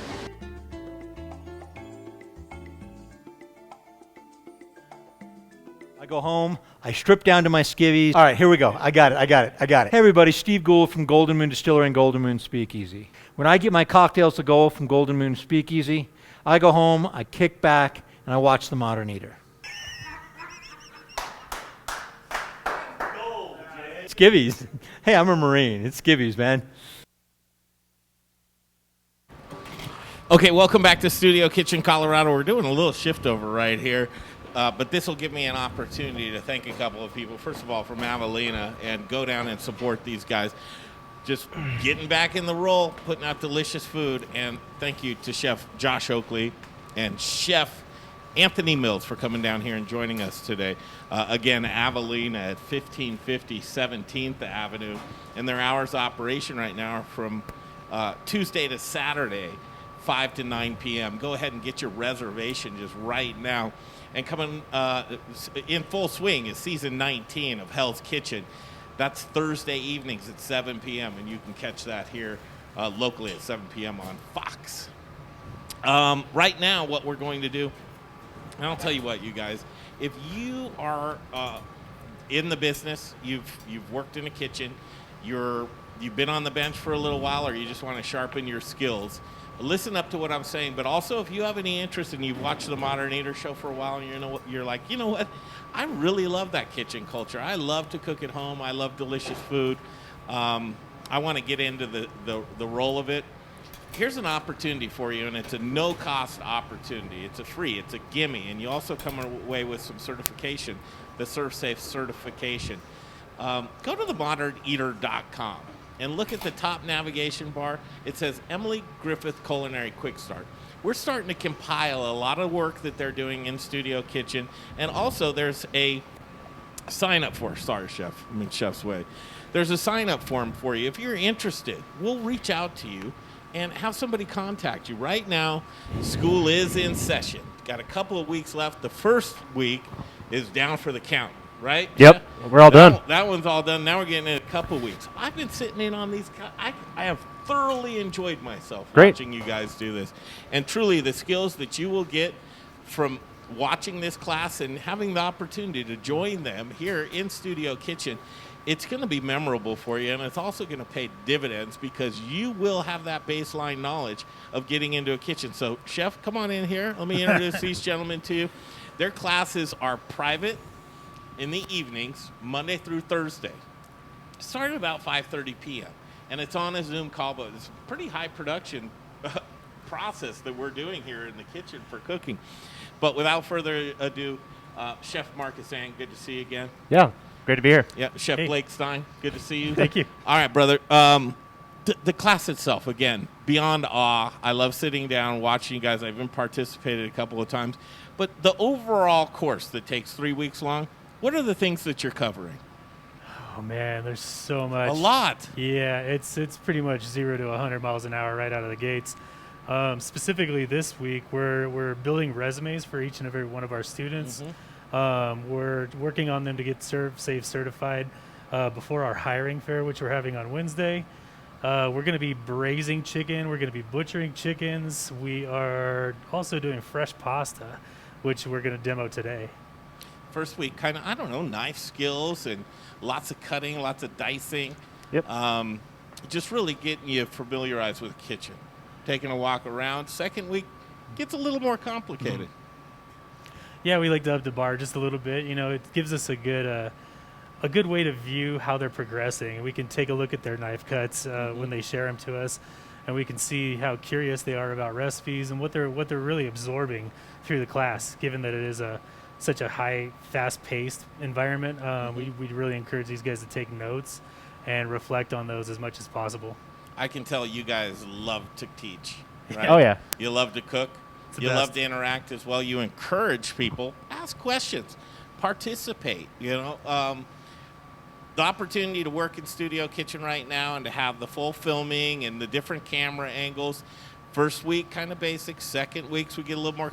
But by the end of the third week, Chef Marcus, what do you figure you're going to have that stepping off point as you get into that real-time kitchen? Well, we hope that by the third week, our students are able to have the skills to kind of come up with their own dishes and be creative in that regard.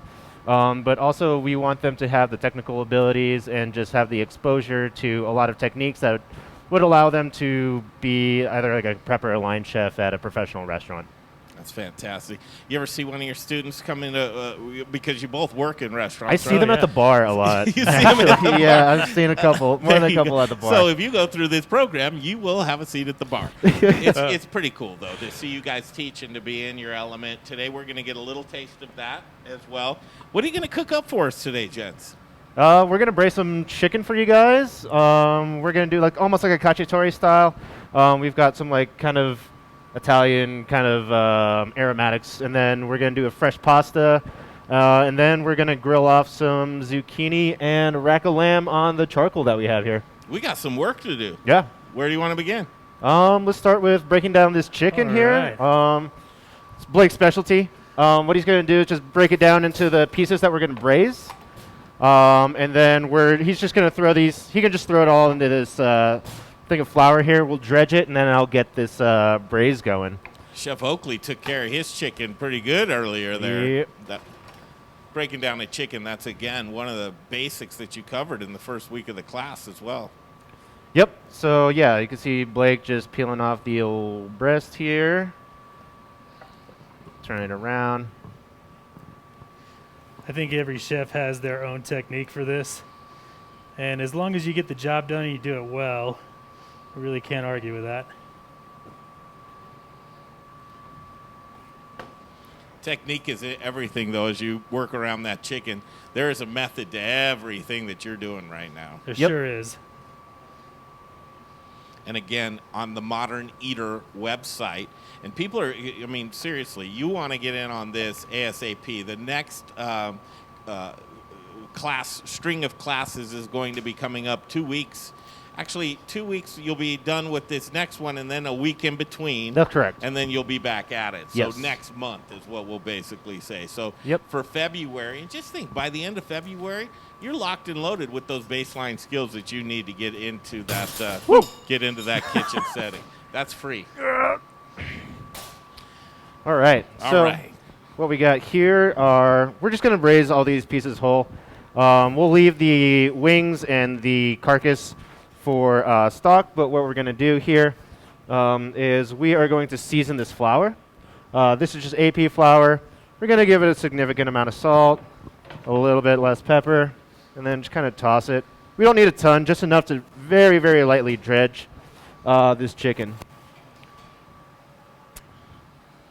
So we're going to do it bone in. It's going to give us like a lot more flavor. Like I said, very, very lightly. And we're going to shake off the excess here. And then we're just going to bread all of these. So what we're going to do is we're going to brown these first, and then we're going to kind of just create a sauce around it. And then we're going to return this chicken back and then braise it for, I don't know, maybe 20 minutes or so, not very long. Okay. All right, so if we come over here. For those of you guys that are just getting familiar with Chef Marcus and Chef Blake, Marcus, take a second to talk about yourself, where you're from and where you work now. I have my own like Japanese bento box business. We're closed right now, but we also do private dining. I've been cooking since I was a kid, probably since 14 or 15 years old. And because you wanted to or because you had to? Because I had to. All right, you were feeding the family. Maybe not feeding the family, but my parents encouraged me at a young age to get a job. I like your setup here, Chef. You yeah, put that thanks. right on the coals. Yep, right on the coals here. We're going to put this down skin side down, just so we can render a little bit of that fat out. I tried to get this as level as I can, just so the oil is not going to pool. But you do what you can. All right, so we've got all our chicken in here, and we're just going to brown this on the outside. You must have started watching some of that Amazon Kitchen that I turned you guys into. Chef, did you watch any of that yet? Oh, it's so good. You like it? That's a thank you for that. So we're just inside going to tilt this up and down, just kind of redistribute that oil. Like I said, we just want to make sure it's nice and level, or as level as we can. So you can see here we're not overcrowding this pot. We do want color on here, and that's actually happening pretty quickly, which is nice. So we're going to let this go for another minute or so, give it a flip, cook it for another minute, and then we're going to remove everything. And then just kind of cook all of our aromatics and whatever fat renders out from there. So we're just getting some good color on it right exactly. now.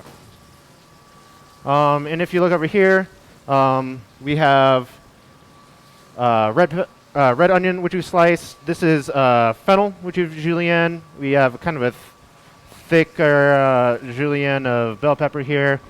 A couple carrots, sliced garlic, fennel to garnish. Along with some basil, and that's about it. Oh, chicken stock and tomato. So crushed tomato, we're not even going to use all of this, and then we're just going to braise it in the stock that we made from the chicken bones. So how does this fit in with the class? So we go over all of these kind of cuts for our mise en place here. And then we also teach our students how to make and utilize the entire chicken, so there's no waste. In a professional kitchen, you want to mitigate waste as much as possible. So we teach them techniques like stock making and then how to apply it into a complete dish. Perfect. As you're doing that, let's go over here and peek in with Chef Blake. Chef Blake, you brought some toys with you too. Yeah, man. I get a really deep-rooted passion for making fresh pasta, something I've been kind of focusing on for about 10 years. And I'm still not tired of it, so I guess you could call it love. Wow. And you should be probably pretty good at it by now. I should hope so. Yeah, this machine right here, not so much a machine, it's just a tool. This is called a Cacciatore. And so basically what we're going to do is we're going to roll out sheets of pasta out of this fresh pasta dough through our machine right here. And then we're going to lay them flat onto here. We're going to press them through with this this rolling pin right here, and that's these little different spacings on top of this this box right here are going to be the thickness of the noodles each. And then if you see, if we flip it over there, we got a little bit thinner ones right here. Yes, you do. Yeah, so the double-sided, multifaceted tool. This guy. Now I can't. That seems pretty labor-intensive. This, right? Are you using that on a daily basis for your pasta making? You know, I used to make about 100 orders a day. Did you of really? Each one of these guys, yeah. It was a good time. Unbelievable. Had to start pretty early in the morning. Yep. Same question to you, Chef Blake. What, as people are getting familiarized with you, what do you do with yourself? Pretty open-ended question, yeah, isn't it? I guess so. Well, I mean, I like to read and take long baths. I love to stay busy. Kind of like Chef Marcus, I started my own private chef business during this whole COVID shutdown scare. Yeah. And it's doing pretty good. If you guys are curious, denverprivatechef.com. Surprised I locked down that domain name right there. That's but a good one. It was open. Yeah, and I work. I'm still trying to figure out by the name what you do. That is a good one. denverprivatechef.com. Get some pretty good traffic. Yeah, and then I work in a restaurant a couple days a week, just making fresh pasta, as you can see right here, and working on the line just because I enjoy it. And then Monday through Friday, I teach Culinary Quick Start with Chef Marcus. You're busy. Oh, yeah. Very busy. All right, we'll jump back over here with Marcus. Are you ready to go with this? Yeah, I'm about to start sending this guy through here. Let's do it. I'm Cool. not jumping at all then. All right. So you can see how this machine right here is going to help us out and stretch these babies out. And what are you looking for on there? I'm feeling this dough right here. You don't want it to be too wet or too dry. You want to find a really nice balance with your sheet of dough here. And what we're going to do is we're going to fold this over and we'll do this technique that we call booking. And this is going to add some really nice chew to this dough. So you often hear al dente as a reference to your pasta noodles, right? And this is going to assist in that because this, much like a loaf of bread, this has got flour in it, it's got egg in it, it's got water in it. And so with the flour, there's also that weak gluten protein in there. So the more that we manipulate this, the tighter those little protein strands are going to become wound up, and they're going to give you a lot more bite. I love the process. And there's a lot of science behind this There as well. sure is.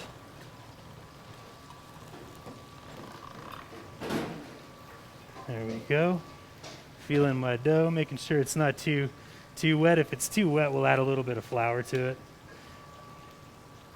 To tell you how much Chef Blake loves this, he's got, what do you have, 12 of those in your freezer right now at home?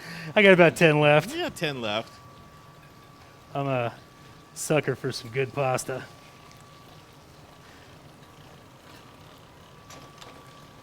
So the setting keeps getting thinner each time? Yeah, so as we adjust this dial, we move these two rollers inside here a little bit closer. So what it's going to do is squeeze that dough as it goes in there, which in return makes it a little bit longer and also thinner.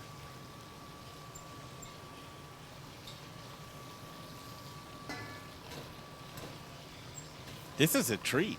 This is going to be a treat. I hope you fellas are hungry. What goes into making your pasta? What ingredients, if you can tell? So I like semolina flour, type 00 flour if it's available. If not, all-purpose flour will work just fine. A little bit of egg and a little bit of water. And a whole lot of love. I guarantee it. Can't believe it just keeps getting longer and thinner even though you're doubling it up. Look at that.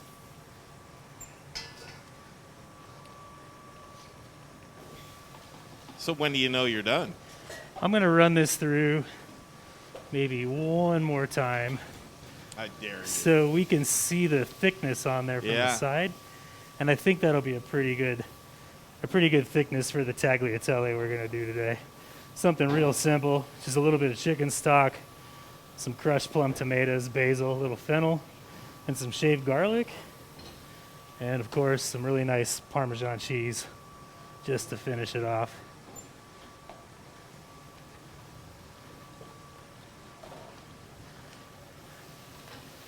So this final roll through here.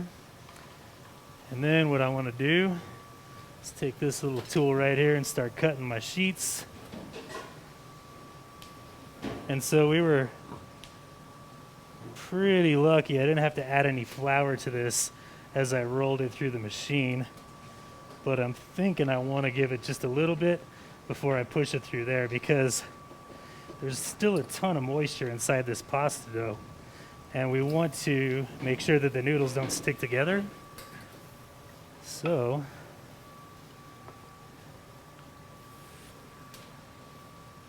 I'm crazy excited to see this. cool.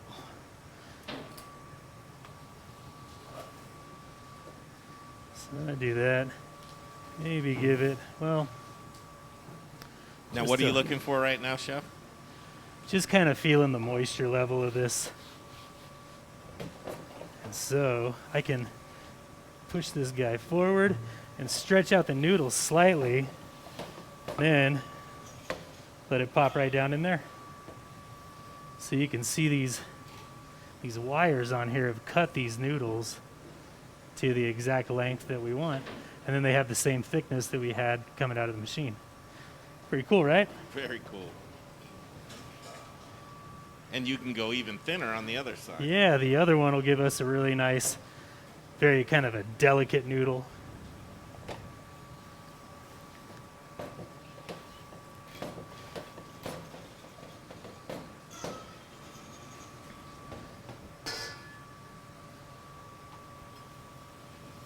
Maybe a little bit more flour.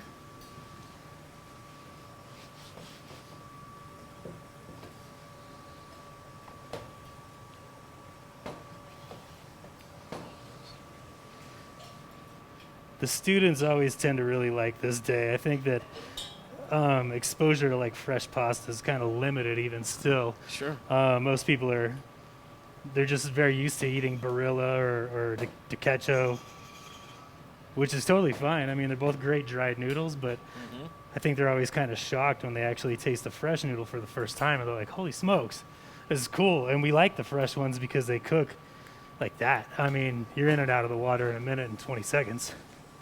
Beautiful. So as all roads lead back to the Emily Griffith Culinary Quick Start and being here in Studio Kitchen as well, what are some of the accomplishments that you've seen throughout the years as teaching and just students and maybe jobs or just an overall? I think the amount of students that we've got working in the industry over the past few years is it was a staggering number before COVID. We were like over 500 placed and working in restaurants in Denver, which was I think that was probably my most proud accomplishment through the program. You know, that and just like running into these guys inside of kitchens when you're out eating dinner is the coolest thing ever. You know, and they'll sometimes like wave at you or come around and say hello, and yeah, it just makes you feel good. Just the ability to do something really nice. And how do you feel about the migration of the program? Kind of throughout the years, you've seen it develop and mature and yeah, tweaked it a little bit. We're just getting better and better every time. I mean, we very rarely omit anything from the program.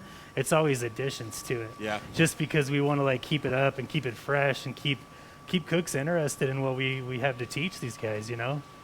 One of the fun things about Studio Kitchen being kind of that proverbial stage is we can bring other talented people in here as well to offer some of their expertise to highlight and enhance the curriculum as well. So as a lot of industry people watch the show, chefs and restaurateurs, to the chefs, what's the call out of like, we want to hear from you. We want you to participate in this program as well. Yeah, absolutely. We love having guest chefs come in and talk about their restaurants and what they're doing, the kind of food that they're creating, and especially if they're looking to hire some cooks, man, we would love to just get some like one-on-one time with the students and those potential chefs who want to come in and talk about their business. I agree. It's important to get to know Chef Blake and Chef Marcus, because when you trust in what they're doing and have the input and involvement, the baseline of knowledge that these folks come out of this program with is truly going to save money for starting from scratch with anybody in the kitchen. Yeah, I mean, if somebody's got the passion for it and they're very interested in cooking food professionally, I think that we've got a lot to offer as far as getting them a little bit ahead of the curve, you know? I agree. Chef Marcus, what do you got going on except beautiful things? Oh, nothing much. Just adjusting these coals here. Just want to fan it, kind of get some of that ash off so you can get some fresh burn, and then raise the heat a little bit. So we're just going to add some oxygen to the equation here. And then we're just going to move this back on. So we've got all our aromatics in here. We just added a little bit of wine, about a glass or so. So what we're going to do now is we're going to add our stock and our tomato, and then add our chicken back.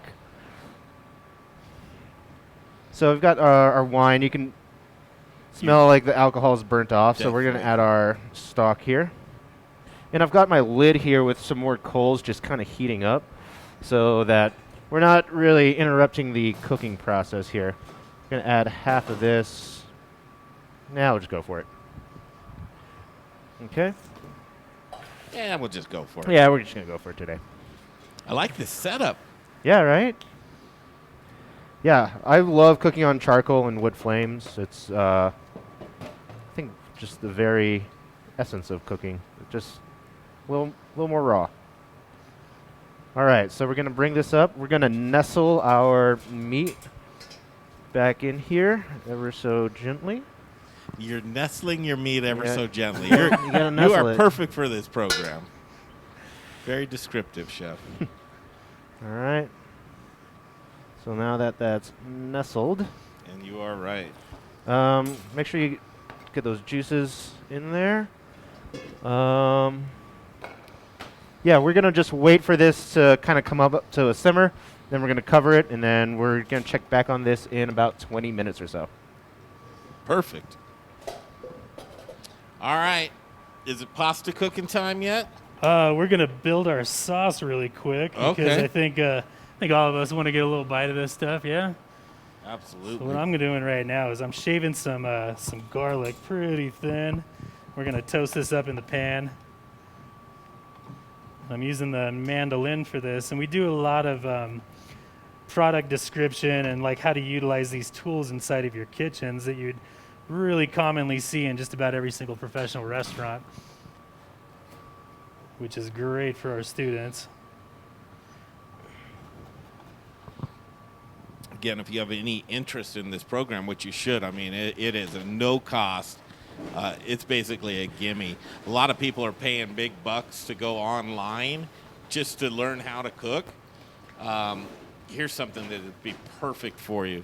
Go to themoderneater.com, click on the Emily Griffith Culinary Quick Start tab.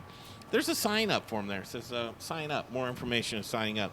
Just put your name on there. We'll contact you and see is this a right fit for you. But the commitment is small. It's 3 weeks. It's 4 days in the week. Double up on Thursdays, right, Chef? That's right. Yeah, we do a long class on Thursdays, so you're only in there for Monday through Thursday.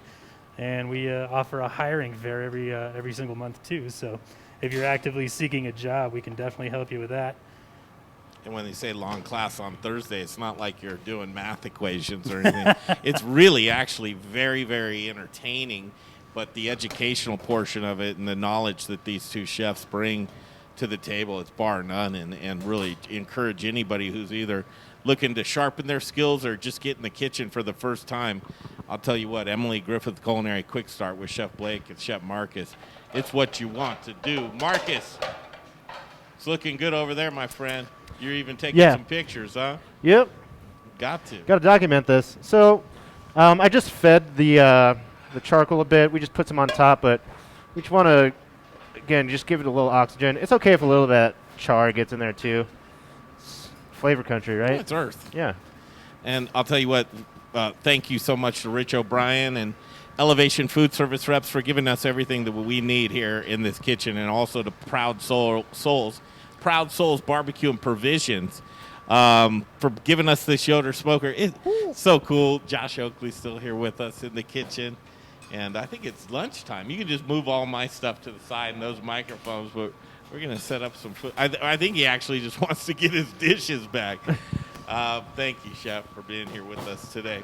Okay, Marcus, this is coming together, but this needs time. Yeah, so we're going to cover it and just wait. We got to be patient. We promise you pictures to all of this. They'll be on themoderneater.com and the Modern Eaters Facebook page, along with our Instagram as well. Over the weekend, we had a great trip up to the Monarch Casino in Blackhawk and had an opportunity to see their facilities. And I'll tell you what, you guys, elevated food when it comes like buffet, you think, okay, buffet. No. There's literally chefs around each station taking it very seriously. And also the Chop House at the Monarch, Chef, I got to take you up there with me. What was the crab situation like? They got crabs up there? I almost gave your joke. You tainted me a little bit with that. No, yes, full swing. Really? Is there a crab shortage in the world that I don't know about? Is that No, just on my plate. just on your plate? Yeah, the crab's there. But the Monarch Steakhouse was good as well. Great. I'll have to check it out. Okay, what else we got going on, you guys? We're firing this sauce off real quick. Gonna put our shaved garlic inside this pan. We're gonna let it toast up a little bit before we deglaze with white wine. These are all things our students get to look forward to this week. I think a lot of new terminology. We tell them it's kind of like learning French a little bit because our words are definitely still steeped in French. Throw out some terminology. I'm sorry? Throw out some terminology out there. Sure, I could display it too. What we're gonna do is deglaze this pan. Deglaze is a big word we like to use. And check out Marcus fanning his coals over here. Jay, what does deglazing mean?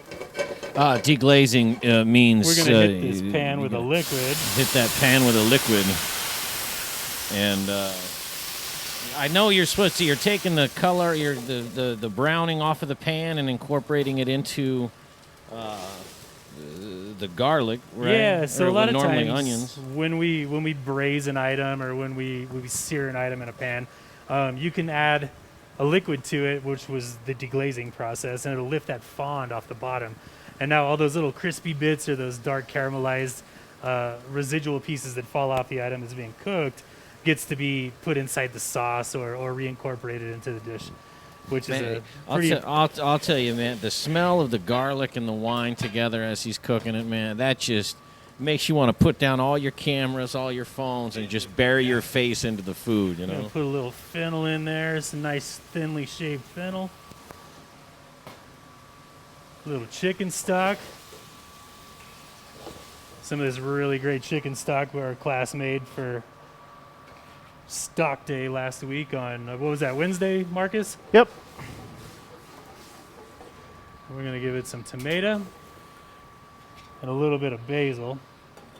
We're going to put the basil in at the end, though, just to keep it really nice and bright and green, because if you put it in too soon, it's going to turn kind of drab and gray.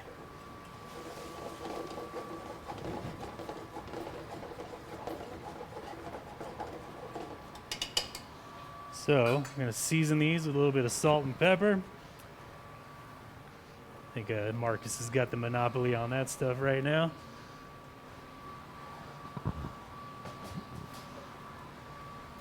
Coming up.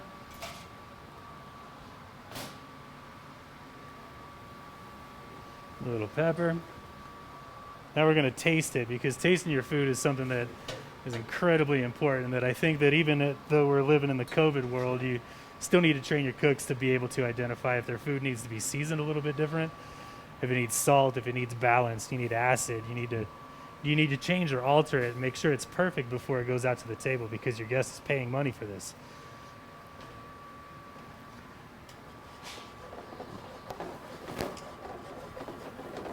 What I love about this is, and truly by watching the class this past week, all of the basic steps that you had leading up to this point is creating this dish. Absolutely. You want to try it? I do want to try it.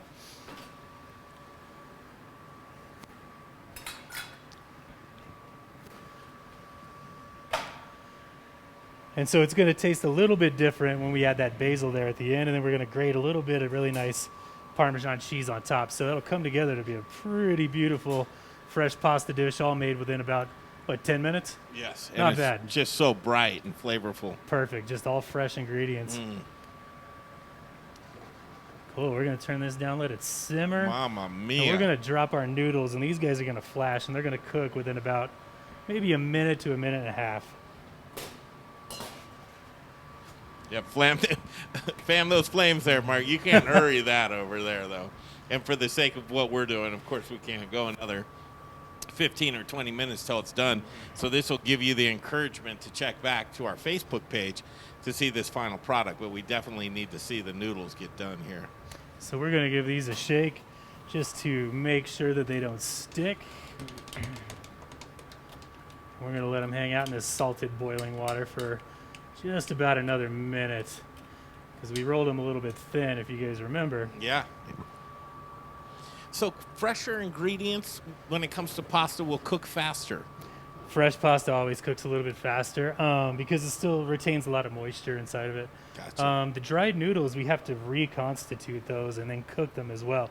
So you can see that your dried pastas are usually going to take about 11 to 14 minutes, depending on the noodle. Unbelievable. A treat. You have a question? Hey, Chef, is there any difference nutritionally in store-bought pasta versus homemade pastas? As far as fat content, calories, etc. So this pasta, I think, would have a little bit more calorie to it because it's got a little bit more fat in it. It's got eggs in it.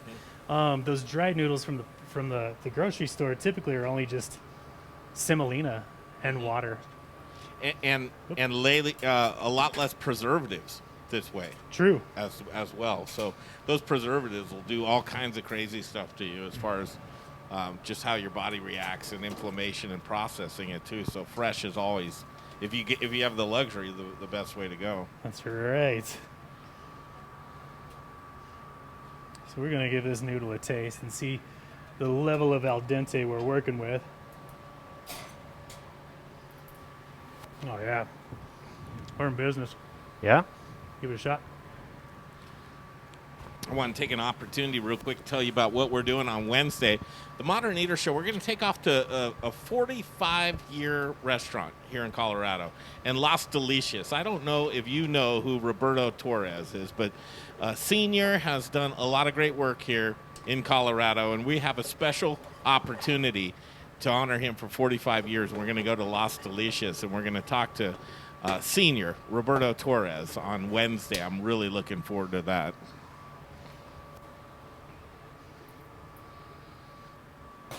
Just cooking up a storm here. A lot of cooking in the kitchen How today. we do.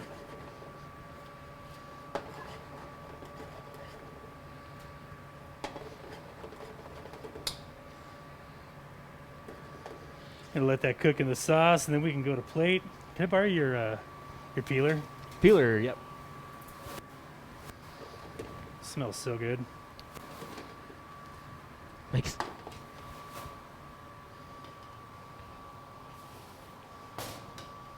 Actually, I think I have mine.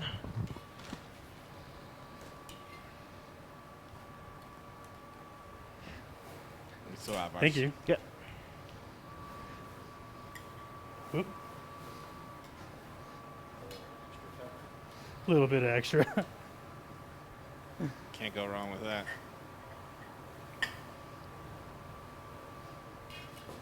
You do a little side one of these things. Oh, Greg's getting some plates. Cool. Thank you. Yeah.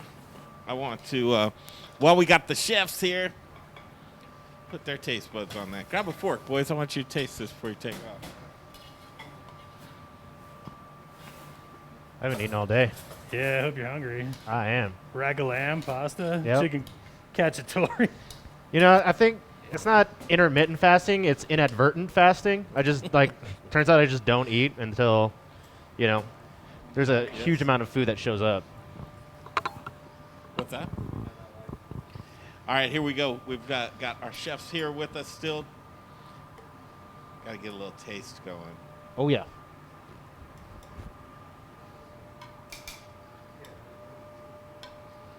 See, that's the one right there. All that garlic coming in. Can't forget this.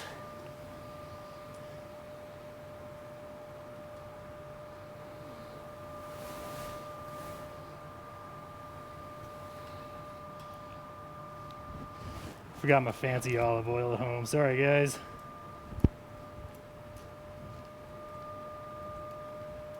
Don't ever do that again. What's that? Don't ever do that again.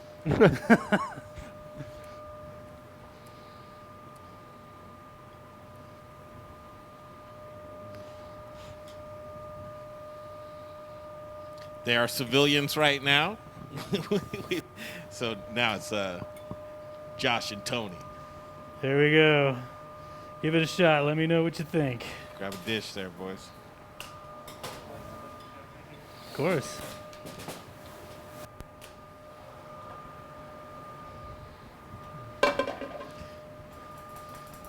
From ball of dough to noodles and sauce in 10 minutes.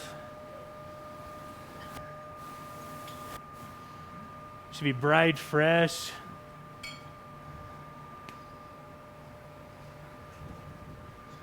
All right.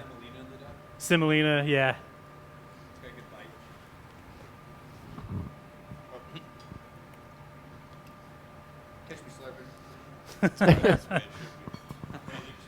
That's great. I was talking to Chef here. He said put semolina in the dough, which is a nice way to add texture to it, so pasta dough doesn't get mushy on you. That's good. That's wonderful. It's excellent. Thank you. She's How's that looking over there? My pleasure. How's that looking over there, Marcus? Oh, she's working. You can see the steam escaping. Oh, yeah, So I got those coals on the bottom and the top. Yep.